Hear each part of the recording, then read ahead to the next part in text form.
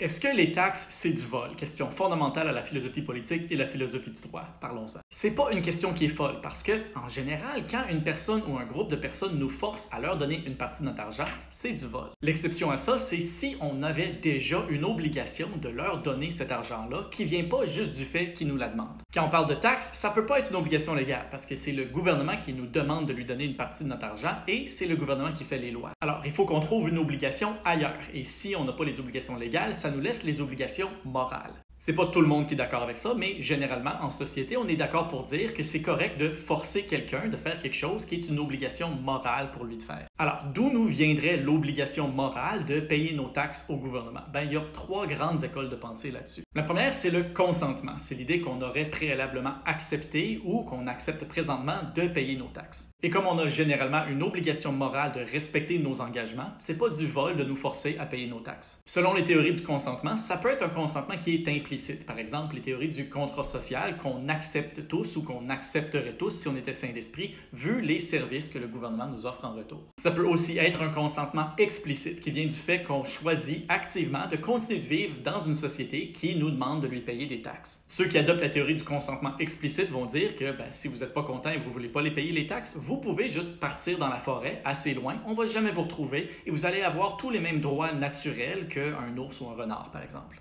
La deuxième école de pensée là-dessus, c'est les théories réciproques. Selon les théories réciproques, le fait qu'on ait reçu beaucoup de services et de ressources du gouvernement selon les règles du gouvernement nous oblige à repayer notre part de ces ressources-là selon les règles du gouvernement aussi. Et ça, c'est vrai même si on n'a pas consenti à recevoir les bénéfices du gouvernement à la base. L'idée qu'on puisse avoir une obligation morale par le fait qu'on ait reçu des biens et des services qu'on n'a pas nécessairement demandé, c'est quand même controversé. Mais prenons par exemple le fait que la plupart des gens sentent généralement une obligation morale envers leurs parents, particulièrement de s'occuper de leurs parents quand ils deviennent vieux. Et souvent, ce sentiment d'obligation morale-là est attaché au fait que nos parents se sont occupés de nous quand nous, on était jeunes, même si on ne l'a pas demandé. L'obligation morale de payer des taxes envers le gouvernement, selon la théorie réciproque, est similaire à ça. La troisième école de pensée là-dessus, c'est la théorie samaritaine, qui est évidemment nommée pour l'histoire du bon samaritain dans la Bible. L'idée, c'est que s'il y a quelqu'un qui a besoin d'aide et qu'on est capable de l'aider, on a une obligation morale de l'aider, même si on ne l'a pas demandé et même si on ne reçoit rien en retour. Le gouvernement offre toutes sortes de services de sécurité, de santé et de bien-être à plein de gens qui en ont